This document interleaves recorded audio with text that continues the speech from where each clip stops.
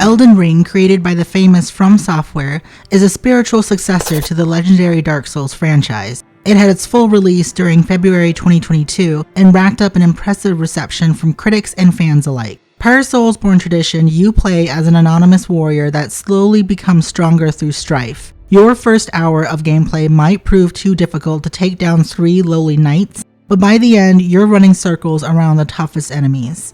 Some of the player's more common consumables are the medicinal boluses. You can find them as loot or make them yourself using a crafting mechanic. Each bolus offers a unique medicinal property.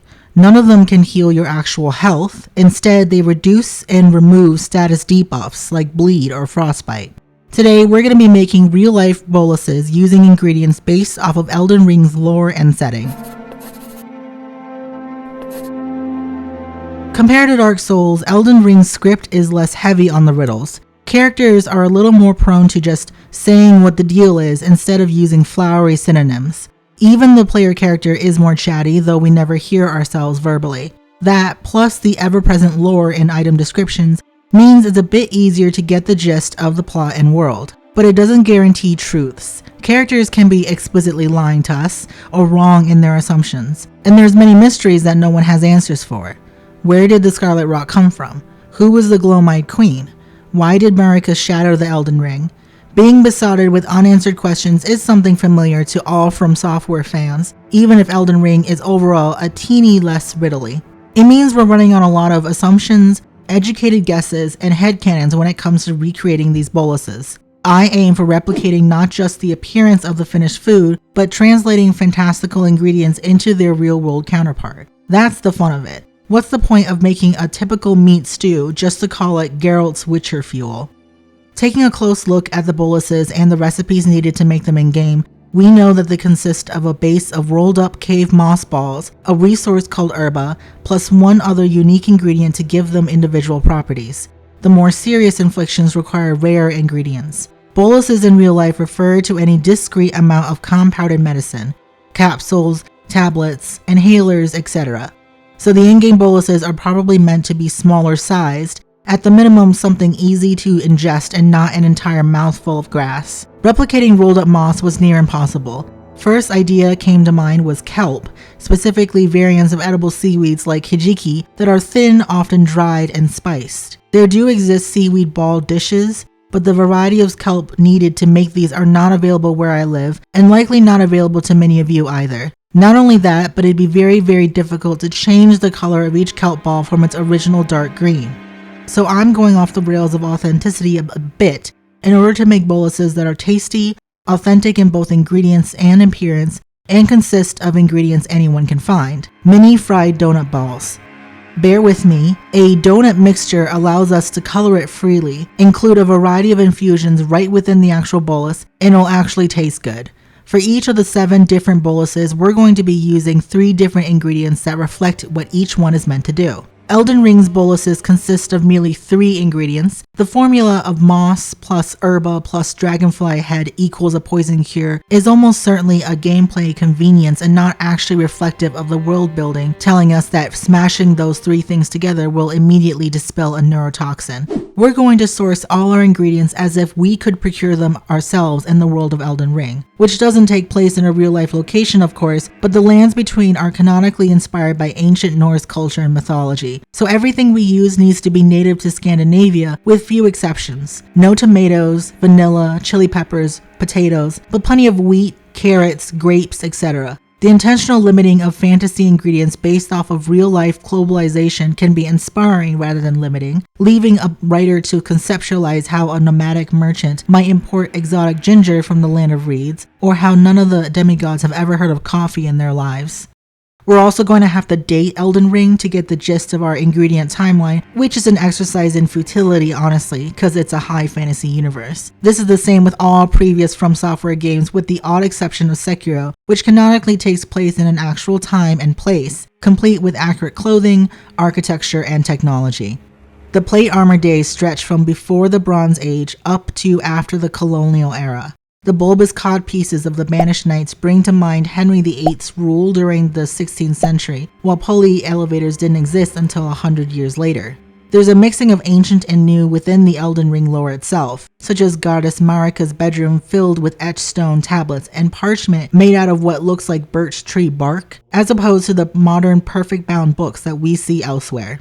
Since we can assume that Elden Ring's various magical technologies like portals, giant stone ascending rooms, and automatic repeating crossbows are influencing the populace's food culture at least a little bit, stuff like nutmeg, lemons, and tea were indeed available in medieval Scandinavia thanks to land-based trade and New World colonies, and they might be a bit more readily available in the world of Elden Ring. Probably not by much though. We don't ever see Gideon Ofnir eating a tamale.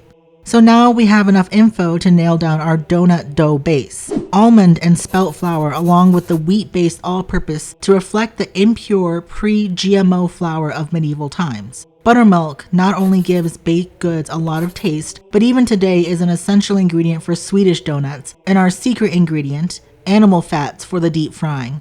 Trust me when I say that using beef or pork fat makes a big difference. The Elden Ring populace wouldn't have wasted a crop harvest just to extract a few drops of oil, when instead a butchered pig would yield enough fat for several meals. Many of your favorite french fries, donuts, battered meats, they taste so good particularly because they're using animal fats. Out of all the ingredients needed for the bolus base, it's actually the spelt flour that you might have the most difficulty getting. Spelt is a relic crop now and primarily sold as a health food by obscure brands. Meanwhile, head to the butcher's counter and ask for 3 pounds of tallow. You're almost sure to get it. Each ingredient also shares the common ingredient of herba. The more expensive ones have the dew-kissed herba variant.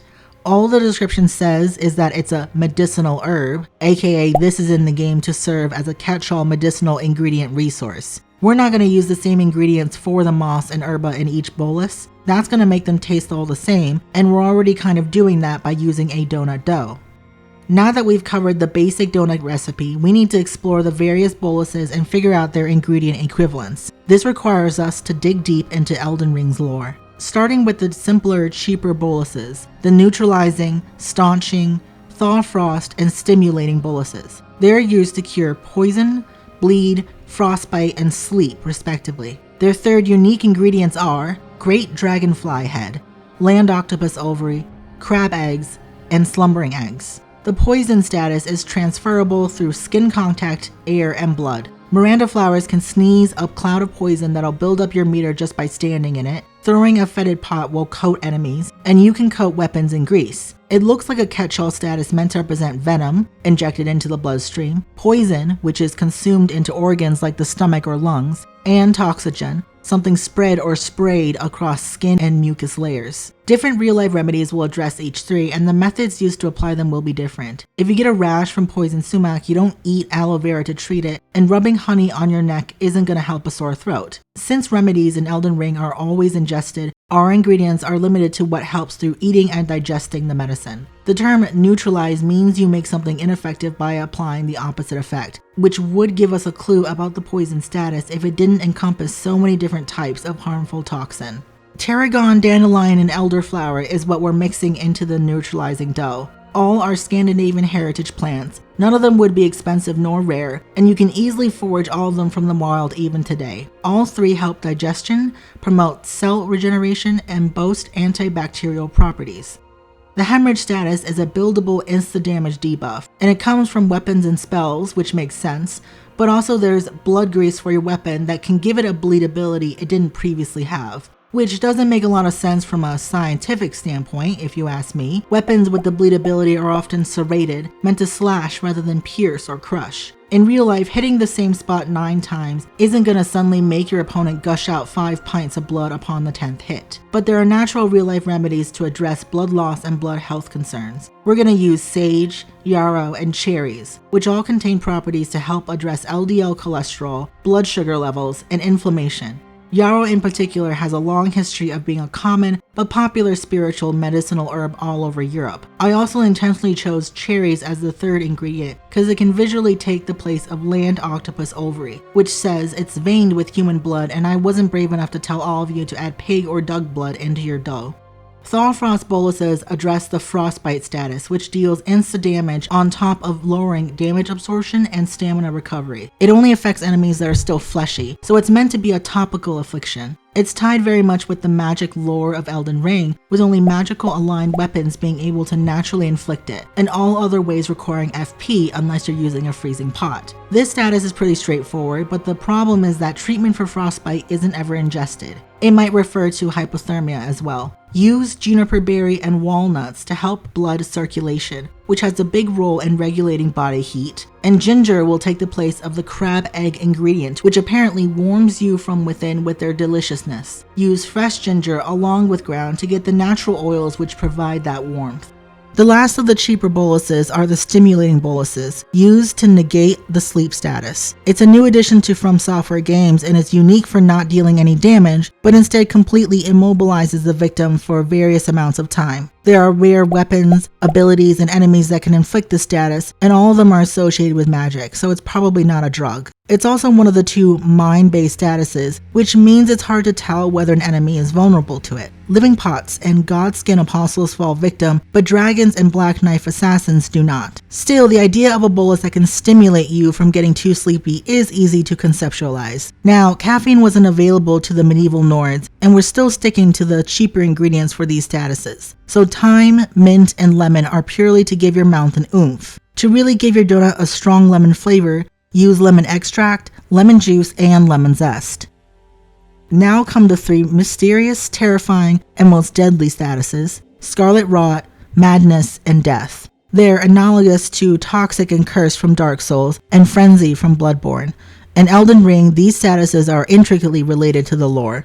Scarlet Rot in particular is a real mystery. It's capable of killing the unkillable, seems to stem from some unseen sentient outer god, or it is a sentient force itself, and it's worshipped as a method of rebirth. Symptoms of Scarlet Rot are coughing, severe tissue damage including the loss of limbs, memory loss, and behavioral changes. It's suspected that it's an airborne fungal infection, but we don't know that for sure. It's also a disease that's exacerbated through a victim's emotional despair. The Scarlet Rot is terrifying, but also loved by certain people, and you can see why if you squint real hard. The process of life decaying into rot, bringing nutrients and new life, purging other toxins, is core to the real-life process of micromediation, which is represented by Caelid's mushroom imagery. Essentially, a Scarlet Rot ending wouldn't end with everyone dying in a sea of plague, turning into centipede men. All that decay can lead to an entirely new life, like how a forest fire fixes a choking ecosystem, or how a deluge purifies the air. It's a force of nature and not something life inherently struggles against. Don't put it past From Software that, as far as we know, Caelid's always been fucked up, with bleeding coral growths and dinosaur dogs. The Erd tree, after all, is still a tree, and those who want to worship an ancient tree-based dictatorship might have to resort to a fungi-based bioweapon. The name Preserving Bolus gives further credence, sort of like preserving the status quo, halting the natural order of decay, stopping rot from spreading. Like with the 2 other expensive boluses, you need the rare variants of moss and herba. Crystal Cave Moss and Dew-Kissed Herba, both only found in the underground eternal cities which are steeped in primordial magic. Indeed, both of these have been affected by magical energy themselves. The last ingredient is a sacramental bud, which apparently are actual immature buds of blood that are cultivated using young sacrifices. The inclusion of this ingredient might point to Miquella being involved with the creation of this recipe, since a big part of his lore involves watering a tree with his own blood, and we knew he was looking into ways to cure his sister's Scarlet Rot. The only other item that uses sacramental buds is the Bewitching Branch, something clearly said to be Miquella's influence. The symptoms and spread of Scarlet Rot sound like a viral infection akin to smallpox, HIV, and rabies. Viruses infect all living beings, including plants and microscopic bacteria. There are no deadly fungal infections that real-life humans can contract. Commonly, all we have to worry about is athlete's foot or ringworm. But of course, Elden Ring is a fantasy world, so an involved fungal infection isn't inconceivable. Now, antifungal and antiseptic properties in real-life medicine is always topical. The 3 ingredients we're using for the preserving boluses are rose hips, parsley, and cardamom. They instead focus on boosting your immune system and claim to have cancer-fighting properties. Cancer is about uncontrollable cell growth, not death. but I wasn't able to find applicable ingredients that had prevent rotting organ benefits. Rosehips ring visually similar to the sacramental bud as well. Parsley is a holy plant with a long medicinal history, and since we're getting into the more expensive boluses, cardamom would have been rare and sought after. It wouldn't have been available to everyone afflicted with the rot. Next up are the clarifying boluses, which lower the madness status. Madness doesn't have any lasting effects, just an instant reduction of your health and FP, so you gotta take the bolus before your meter fills up, otherwise it's a waste. It's a status tied solely with the frenzied flame outer god. Only those directly affected by the flame can impart madness, whether it's humans, rats, objects, or spells. Everything about the frenzied flame is in stark opposition to the Golden Order. Makes sense that its victims and followers seem to be people overtly suffering under the current status quo of war, prejudice, and sacrifice, and just decided to give the biggest fuck everything ever. The flame's ultimate goal is to reduce all life back to the original primordial soup it came from, a la original Greek definition of the word chaos, cause life was apparently a mistake. I don't think the term madness is meant to represent real-life illnesses and disorders. Even original Lovecraftian literature encompassed the sheer anxiety of one's having the ability to comprehend inhuman logic, and the violent antagonists were often coherent enough to be violent. Just because you see an alien doesn't mean it's gonna be traumatizing. It's also about suddenly being aware of the properties of said alien beyond what human senses can tell you, and really truly comprehending how earthly life is tiny and vulnerable. Even if you lose your supernatural insight, you'll still remember being able to comprehend it, and that memory is what makes you scarred for life. The madness of eldritch lore could refer to the immoral chaos of the antagonists, but it also refers to the despair felt by their victims and their destructive nihilism. The frenzied flame characters and enemies we see in-game don't look especially besotted with terror. Merchant Kale's questline was about discovering what happened to his people, the Great Caravan, who were buried alive en masse because they were believed to be heretics. Out of anger and despair, he'd then become an advocate for the player to pursue the frenzied flame ending to screw everyone over in revenge. The frenzied flame is spread through despair, not fear. This explains the name clarifying boluses, not sedating boluses in comparison. We're not making benzodiazepine donuts, they're more like antidepressants. The despair and anger felt towards the world is a blinding miasma best cleared away. The three ingredients for clarifying boluses are going to be chamomile, turmeric, and poppy seeds. All three contain compounds known to help produce serotonin and/or dopamine. Poppy seeds are not where opium comes from. You milk the unripe seed pods for their latex, and the seeds themselves contain only minuscule traces of opium compounds. It's going to take the place of the Eye of Yellow rare ingredient, which is described as a juicy bush berry, and its description is clearly meant to invoke real-life opium poppy.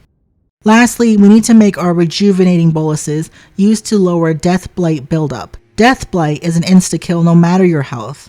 Since death normally isn't a permanent thing for Tarnished, presumably it's kind of unclear. Poor Roger was first killed normally underneath Stormveil Castle, but he doesn't respond whole and hearty like Tarnished should, and spends the rest of the game immobilized before eventually dying for realsies. And like the Scarlet Rot, it can kill gods. In fact, that's where it had its origins. The Rune of Death was one of the many great runes in-game, and this one was also referred to as Destined Death, aka an in-universe idiom meaning we all die someday, even gods. At first squirreled away to keep the gods immortal, it was stolen and one half was used to kill Godwyn, whose soul perished, and the other half Ronnie, whose body perished. Unlike the Scarlet Rot or the Frenzied Flame, Deathblight isn't isolated to a select few regions or enemies. Destined Death, the Glowmite Queen, Black Flame, the Deathbirds, Fia the Deathbed Companion, all the undead enemies, they all have connections to Deathblight.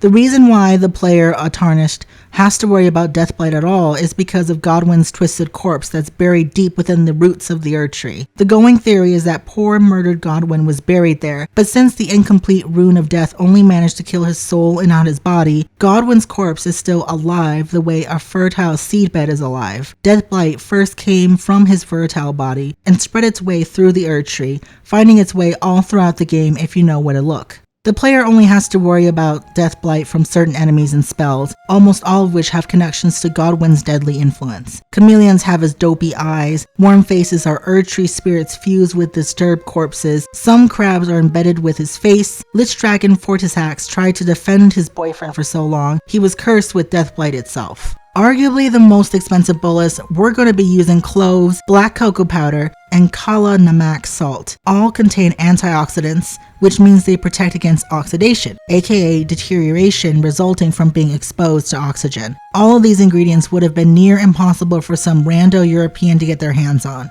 Black cocoa powder isn't regular dark chocolate. It's been treated with alkali, which darkens the color. Kala namak salt, otherwise known as Himalayan black salt, contains various minerals including sulfur, which lends it a pungent taste.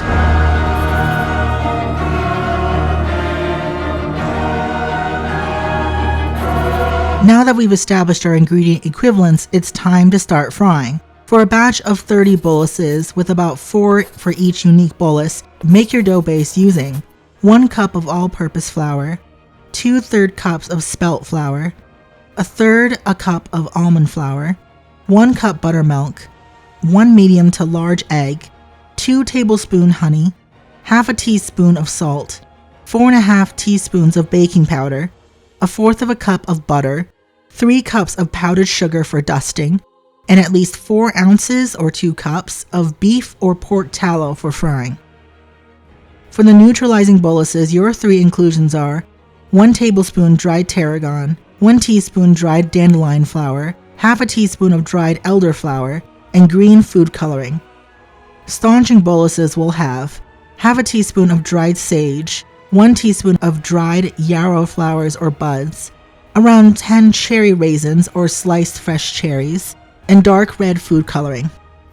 Thawfrost boluses will have 1/4 of a teaspoon of ground dried Juniper Berry, half a teaspoon of ground walnuts, half a teaspoon of powdered ginger, 1 teaspoon minced fresh ginger, and light blue food coloring.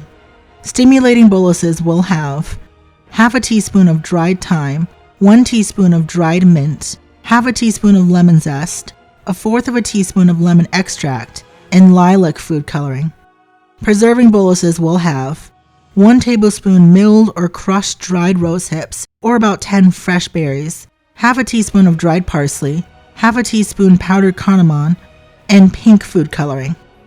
Clarifying boluses will have half a teaspoon of dried chamomile flowers, half a teaspoon of powdered turmeric, 1 1/4 teaspoon of poppy seeds, and yellow food coloring.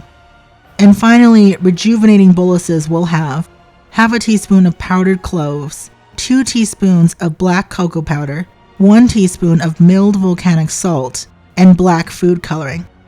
Start with room temperature ingredients and room temperature tools. Begin by mixing together the wet and dry ingredients separately into 2 bowls, sans the butter for now. One will have the buttermilk, honey, and egg, the other the flowers, baking soda, and salt. Mix thoroughly now because you can't mix too much once these are all combined. Pour the wet into the dry, fold it around a little bit gently, and then pour in the melted butter. Mix until just combined. Our batter is very cake-like, so the more you stir and stress the gluten, the denser it'll turn out to be. And we still have to spoon the batter out and stir in the inclusions later, so stir until only a few little spots of dry ingredients are left. Separate your dough into 7 separate bowls, mark them carefully, and toss in their appropriate ingredients including the food coloring. Set them aside for now. Heat up your animal fat on medium heat in a pot that allows for a pool to sit at least 1 inch deep from the bottom.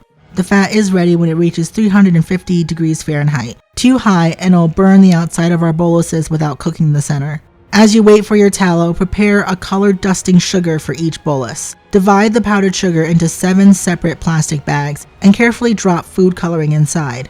Toss and shake around until the color is appropriate for each one. If it's too dark, add more powdered sugar. Pour them out of the baggies into bowls placed near your frying pan.